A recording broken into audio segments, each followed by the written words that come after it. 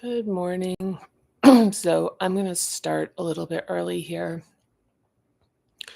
to try to correct for this little glitch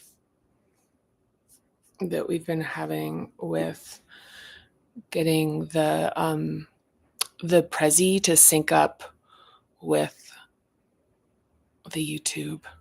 So as you can see, it's happening today. It's that there's a frozen screen of like a face. And it's the weirdest thing is it's a picture from yesterday. It's not even like it captured a moment of me when I hopped on. And it just, for whatever reason, it didn't happen yesterday. And now it's happening. So we're just going to kind of like wait for that to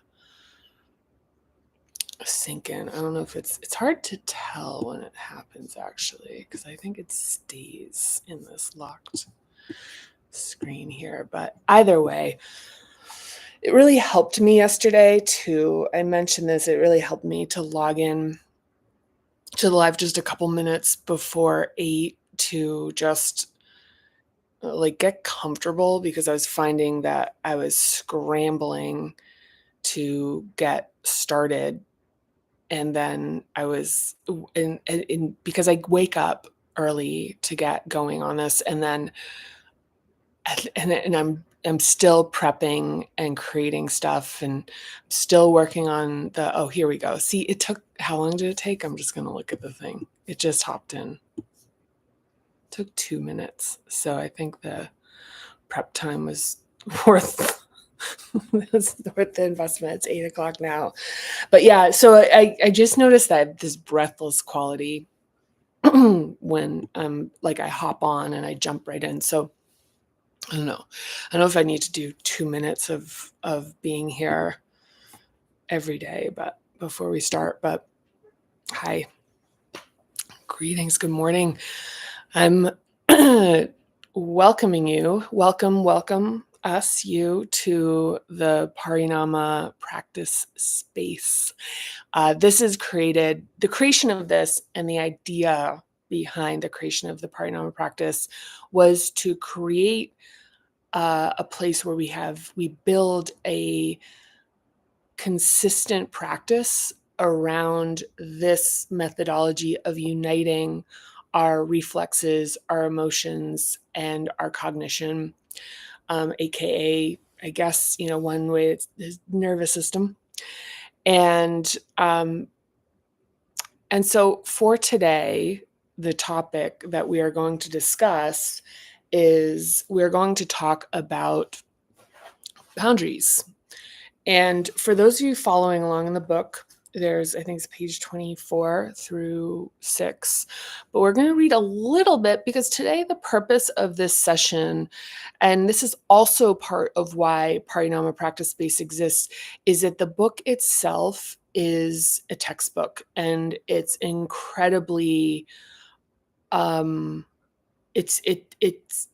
it's very dynamic in terms of it containing really deeper layers in every passage. Having read it now more than once, having written it, I keep finding things in it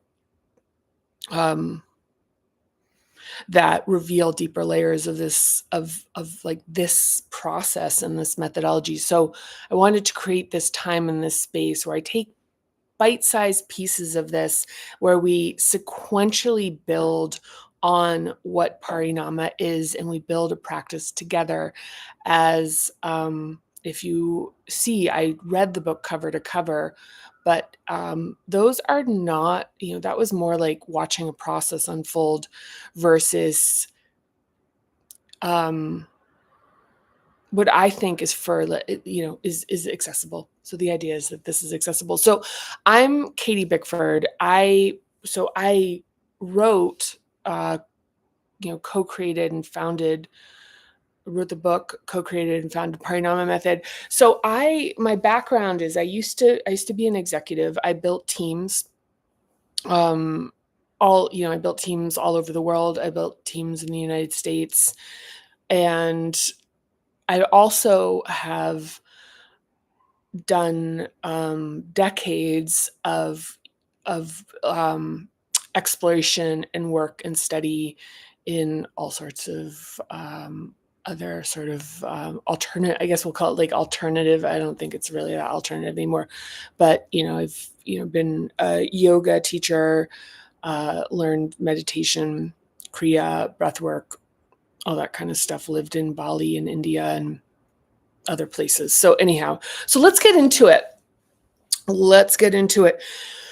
So before we jump in, let's just do a quick check-in with how we're feeling. So just quickly noticing, and we're going to rate ourselves on a scale of 1 to 10. And the reason we're doing this is instead of having this kind of tangle of just I feel kind of we're actually trying to bring a little bit more consciousness and differentiation. So we're looking at physically, emotionally, and mentally, how are we feeling on a scale of 1 to 10.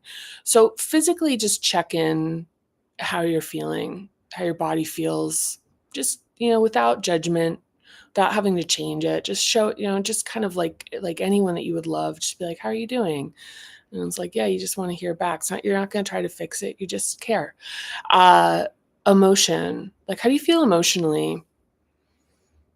Like right now, and one of the things I think that's like one way to look at this is how much energy is a huge, is kind of like the drive behind it.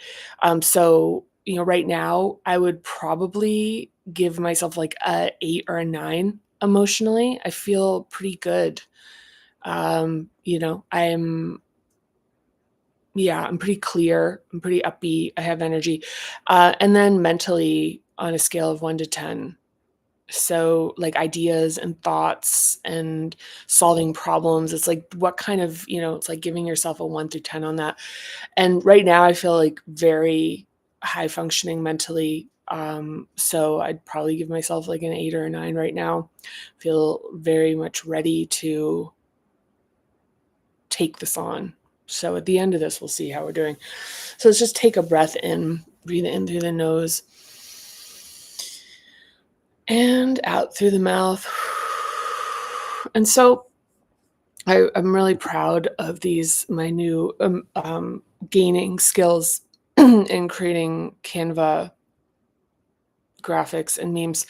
So today, when we're talking about boundaries, just as a quick reminder of what we have covered so far, and if this is your first time watching, no worries, we will catch you up, is that the Parinama practice that we are starting here is a lot of this right now is talk. This is going to be one that transitions a little into what it's like in terms of when we start to build momentum and sustain a practice. But right now we're building the foundations. We're talking about what are the principles for starting and getting into a practice. And actually, I'm going to go back up here because the first principle that we do before we go anywhere into this practice is we do the why exercise. And the why exercise is so my putting that front and center is because this practice becomes difficult. We hit parts in this that are evocative because what we're looking at is the construction of our nervous system. So, and there's blocks and sort of tangles in there and holding patterns that, we've created rationalizations around. So sort of softening and releasing those can really, that process of kind of like, like when you like throw up and you feel better, or you untangle something and like like doing that feels bad, but then like when it's released kind of thing. So there's periods of time, and when I was working on the Parinama book, there were periods where I would be so blown out, and this is actually why I wrote what I folded into the book was an intention of trying to make it very hard for that to happen in the way that I was experiencing it. And one of the ways that it's made hard to happen is that the book is actually not super accessible. If people could whip through it, it would be a total blowout. So one of the things is it actually has a self sort of governing, regulating aspect of how it's a bit dense. It kind of works, but also that can become perceived and experienced as a boundary or boundaries, misuse of the word for today. But I want to go back to why. So the whole reason with this is talking about this is a process that is not for the faint of heart. It is an incredibly brave undertaking. And if you are here, if you are listening to this, if you are doing this on any level, and it doesn't have to be just Parinama. I'm fixing my hair because it's like so flat. It doesn't have to be Parinama. It's any exploration related to self-awareness, any exploration related to this sense of discovery, of understanding yourself so that you can be released and more free and be able to feel more alive and be able to access the things that you can feel inside of you. You are kind of like coded, deeply coded to create and do and build and express. So in this process, why? That actually answers a little bit of the why in a high level. But the way we do why here, if you've been through the exercise, it's in an earlier video, is that we explore it hub by hub. We explore, we imagine a future state. So for the first hub, for physical, we imagine trusting yourself, like trusting your physical safety in a very particular way. Not that it's a given, because that's not true. Like the world isn't an inherently safe place, but to be able to feel safe inside yourself, and that your hypervigilance, the constant consideration of how to survive, that can actually be right-sized. And as a person who has had to survive a lot in my own life, there's sort of, you want to talk about the tangle. There's a rationalization that I have to do this or everything falls apart. But there's a right-sized place. There are places to think about protecting yourself and keeping yourself safe and setting yourself up. And then there's really time where you don't have to think about that all the time and have your nervous system in an activated state. But in this process, we are going to go in many ways and many, let's see. Yep, I'm not going to continue on that. So, okay, so emotions. So imagine emotions. Imagine that emotions can be felt fully. We don't like either brown out or get overwhelmed or agitated. That just to be able to feel negative emotions. I'm not even going to talk about positive emotions. I'm going to say being able to be in the presence of really strong negative emotions and not be overwhelmed by them, to be able to be with people that are struggling and suffering and be able to just be present with them in a way that isn't, we're not enmeshing with them or sinking in with them. Because that's like that's a thing. But just to feel more fully alive. And then on the other side of that is to be able to feel good things really robustly. And I'll tell you that it winds up being kind of intense for people, because most people that I come across are, like the emotional register is kind of patterned in at a certain level. So, and then also think about, imagining confidence that is not requiring validation from other people, that you just can feel your inherent power, like the fact your existence, this miracle of your existence, and whatever this enlivening factor is that's inside of you, you can feel the power of that. And it doesn't need anyone else to tell you that it's like valid or not, that it just arises naturally. And then also imagine love, a love that's so deep that it's arising within you. It's not someone else loving you. It's the love that emanates from you that loves yourself and then pours over and loves others. And then there's the receiving and take of the love of other people in response to that. So the principles of Parinama, we start with why, and imagining what the end result is like with this practice. And then we look at, and then the next, so it's why. There's nothing wrong with you. So a lot of what we think is wrong with us is adaptive patterning and beliefs that we have around like the reflexes that we have that were tuned into us and patterned into us early in life. And then so we look at that that consecutive, and here we'll look at this here, I'll pop this in, is that the consecutive construction of our nervous system throughout our specifically the first 25 years of our life. And then we also look at, and also we look at this patterning mechanism, which is that our early experiences and circumstances, they form reflexes. We adapt to our experiences and circumstances and form reflexes. And those we create belief systems around to rationalize them. We can't exactly remember how these reflexes were formed. It's just that it happened before we had the technology in our own nervous system to be able to code things into language or memory. So the reflexes exist, that especially these really important ones that have to do with safety, emotion, power, and to a certain extent are connecting with others. So first, second, third, and fourth. And so we've belief systems. It's like this is just how the world is, and that forms what we think is reality. And that reality we project out into the world, and the world responds accordingly. And we project out into the world, and also we can also tend to seek places where what we believe is reality makes sense relative to the circumstances and conditions of the current environment. So that's another thing. But this validation.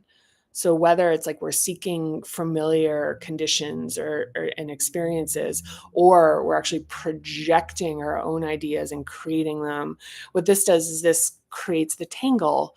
And every time we kind of turn this and we re-experience it, we sort of tighten the notion of the fact that our sense of reality of who and what we are in this particular sense is fixed and not as malleable as it is. And so with Parinama, what we're doing with looking at reflex, with looking at emotion, with looking at logic, is we're working with the entire nervous system together. So instead of going to intellectualize things and then leaving the reflexes behind that self-sabotage, or neglecting emotions, which wind up, also the unconscious and the subconscious, if those are not addressed, and those are addressed through the physical reflexes and creating the feelings in our body and creating the movement patterns that support shifts and changes, that if we leave those behind, they will just keep there's a stronger pull.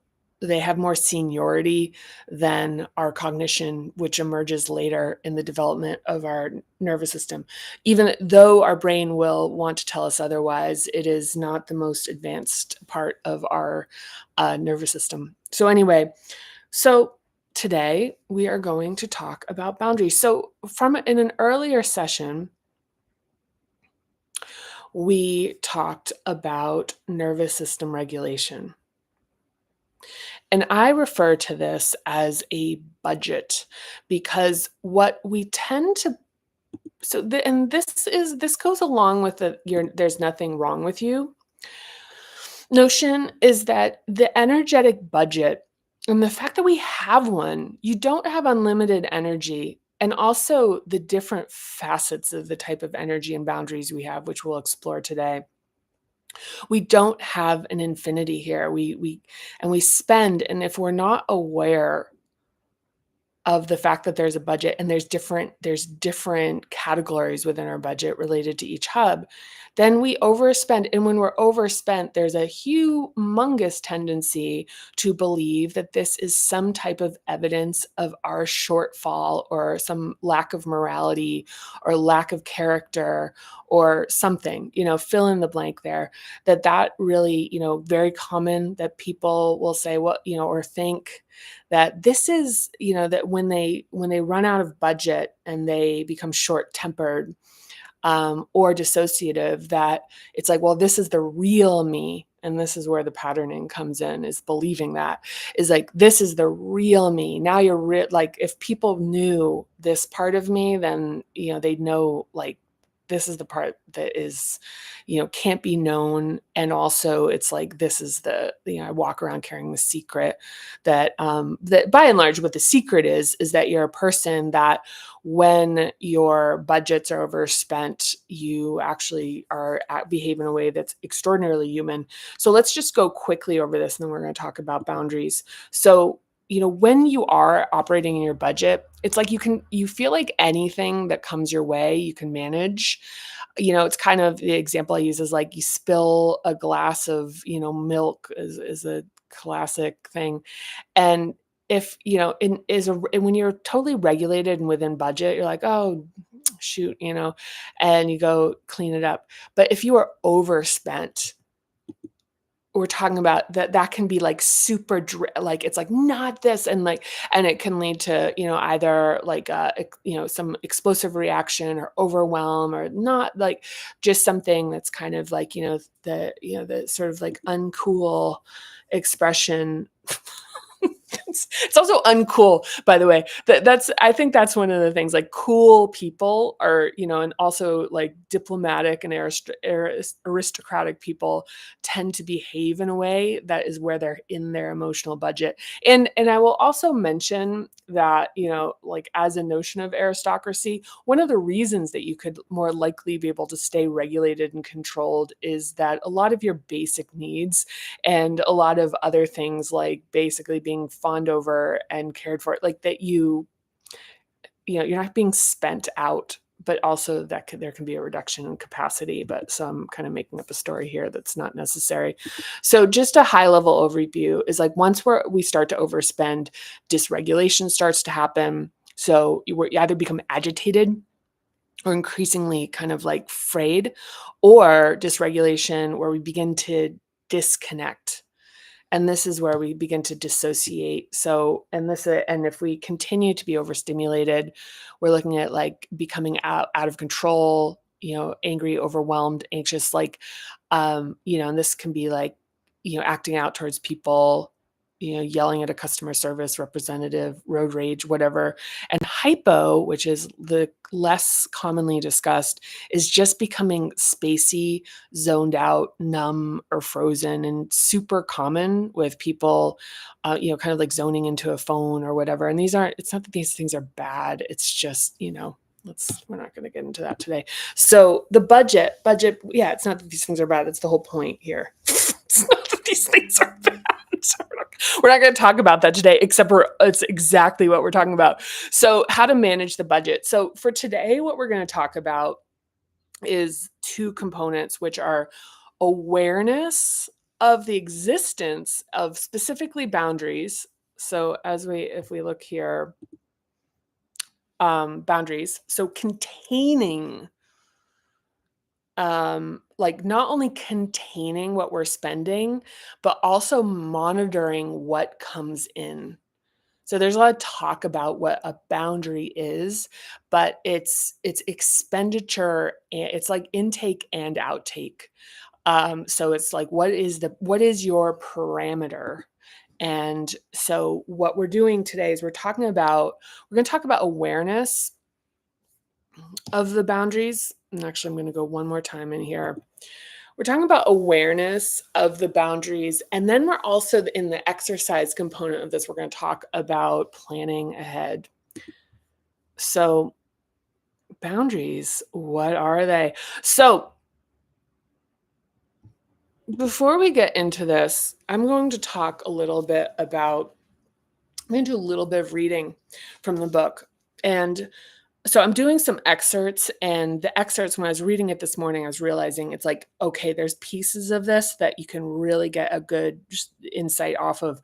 And then the book, of course, goes deeper. And so if you want to go deeper, we're looking at page 24 to explore this further. But so a couple excerpts here is that, so on top of page 24 is the first spell aspiring magicians learn is one of protection. So to safely operate in the world as a magician or otherwise, we must uphold parameters with discernment. Boundaries are part of the standards we keep for ourselves. Therapist Nedra Glover Tawwab writes, and set boundaries, find peace, that when we create healthy boundaries, quote, it leads to feeling safe, loved, calm, and respected. So according to Tawab, healthy boundaries involve self-awareness, clear communication, and action. If they are not taught and respected during early childhood, they're likely disregarded and invaded. Similar to the human rights, if these feel overly sensitive, there's potential so if one particular hub feels overly sensitive, there's the potential that that is an area that has experienced interruption, or, yeah, the code word for trauma. So, by increasing awareness of our boundaries, we can grow the capability to calmly uphold and enforce them. Having the awareness that they exist is the first step towards developing them. The second step is having the ability to communicate and uphold limits that keep you feeling safe and protected, removing the feeling that the only options are to either escape, so that's either dissociate, or hide behind walls. Yeah, I don't know that that's right. It's not dissociate, whatever. Okay, we don't have time for my foolishness. Okay, so awareness. So the first step, as mentioned here, is awareness of the hubs, and we are going to do a quick overview of what that means. Now, when we think about boundaries, it's one of those things that's very commonly you kind of understand it intuitively, and it's really hot topic right now and popular on social media. There's bestseller books being written about it. But, it's like boundaries, boundaries. But let's talk about the different facets of boundaries. And of course, these all relate to the hubs and the sequential facets of the development of our nervous system. But the first is the physical boundary. So the physical boundary is one that is, very commonly understood. So your body is yours. You alone decide who is allowed to touch you. You choose where this boundary starts. It can be your skin, or it can be a parameter surrounding you. The more subtle aspect of this is related to social touching, physical closeness, and any other situation related to body autonomy, such as medical procedures, massage, and dentistry. The physical boundary also includes respect for what Tawab calls material boundaries, your possessions, including respect for borrowing things or your money. And so, if I would say, for me, my goal in this session is, if it would, or my, happiness, or a great outcome would be you having a little bit more of a just, or even finding one boundary here that you go, oh, that is a boundary. And then what we're going to talk about is how to just develop a bit of a plan before we're activated for how to uphold that. Because one of the things that happens is when our boundary gets invaded, we tend to react by pushing back, and that can create an escalation. So, for back to nervous system regulation, what we do is we're planning ahead a little bit, and we're saying that boundary really is one, oh my, like eureka, that's something that actually I'd never really thought about that way. So, what is a way I can have preloaded as a response to actually have a de-escalated, non-charged response that helps me uphold it? So let's talk about the next boundary, which is the emotional boundary. So the emotional boundary, this one is actually probably kind of surprising to some. But your emotions and your feelings, they're your own. So you're too sensitive is an assessment from someone who doesn't have the emotional capacity to hold space for you. So it's not an objective assessment of you. It's a reflection of that person. So part of a healthy boundary in this hub involves paying attention to how people make us feel and making decisions about who we want to spend time with, people who are emotionally safe for us. So boundary invasion in this hub can involve oversharing and mistaking inappropriate levels of personal disclosure as emotional closeness. Also, there are people, psychic vampires, who drain our energy and take advantage of the so-called politeness or an inability to uphold this boundary. So It's best to create distance with them, lots of it. Sex is the potent combination of both the physical and the emotional boundary. So consent is required to cross it. Without consent, an action becomes an invasion and possibly assault. An indication of interruption in this hub is second guessing your gut feeling and not acting on it. Interruption in this hub separates you from trusting your feelings, which can cause denial or distrust of one's emotions. So I'm going to actually move on. So I want to read this one, the third hub, the personal autonomy, this boundary where your personal autonomy is not being respected. This is the boundary. This boundary awareness is in respect to your time and energy. So when it's healthy, we keep out people who lack respect for our time and energy, along with people who always need to be right by proving us wrong. These folks will try to manipulate and dominate interactions using relentless attempts to overpower you and get you to do what they want. An invader of this boundary will show limited interest in your opinion, perspective, or the value of your time, or fake that they care to ingratiate themselves. So when someone doesn't respect your time, it's an invasion of your power. Everyday examples are conversations and meetings that run long without consent, leaving you feel drained and frustrated. So the other boundaries are, and these are some of the ones that wind up surprising people, which are social and relationship boundaries, which are who do you allow in your life? And there can be a lot of hangers on and people where we think like, well, they're a family member and responsibility and obligation to people who are bad for us, who make us feel bad, who take advantage of us, who don't respect us. So that's a huge place and opportunity for improving the quality of our life by upholding that boundary. Sound and verbal boundary. This is loud sounds. This is hearing things that actually blow out your capacity.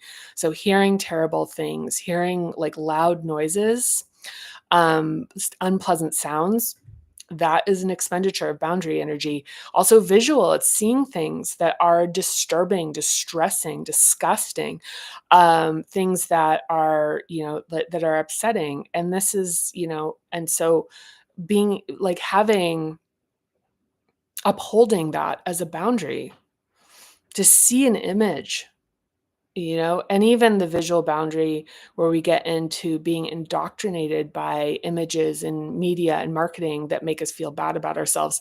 And last, certainly not least, is the intellectual and spiritual.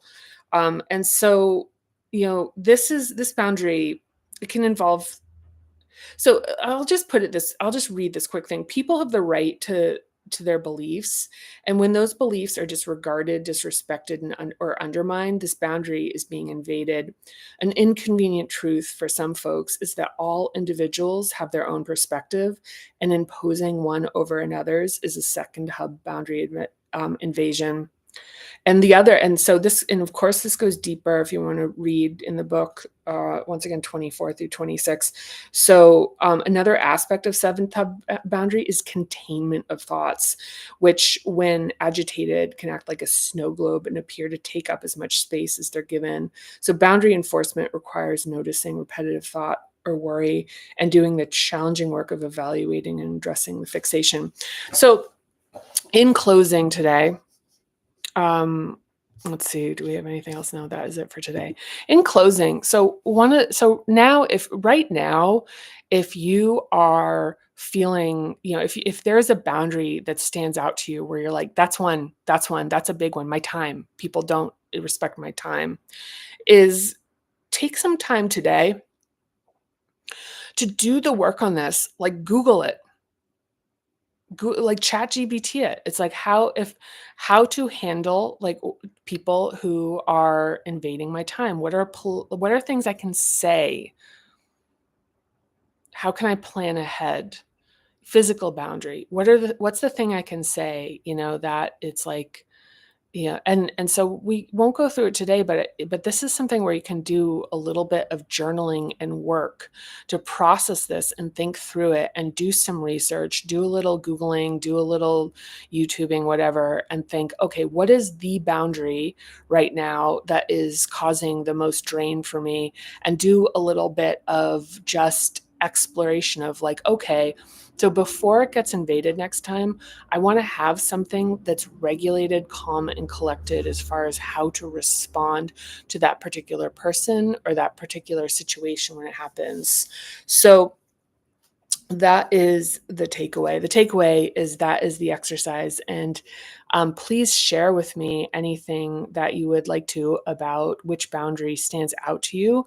And even if you'd like to share, what you discover, you can reach out to me, at the Parinama method on Instagram. I love that. Or also in the comments here and share. I'd love that. That would be wonderful.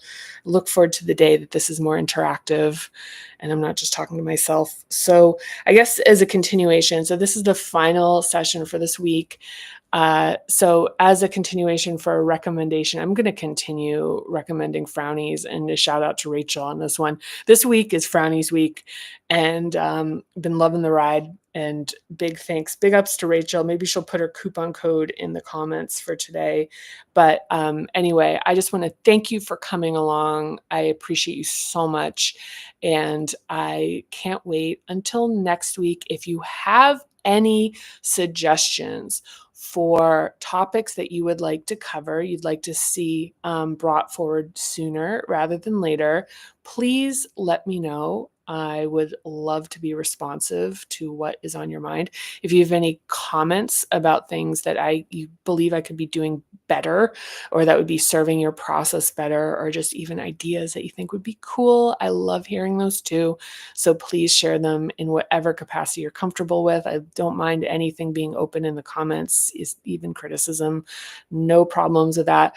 Or you can reach out to me in the DMs in the Parinama method on Instagram. So once again, I'm so appreciative of you, and I look forward to seeing you next time. Bye for now.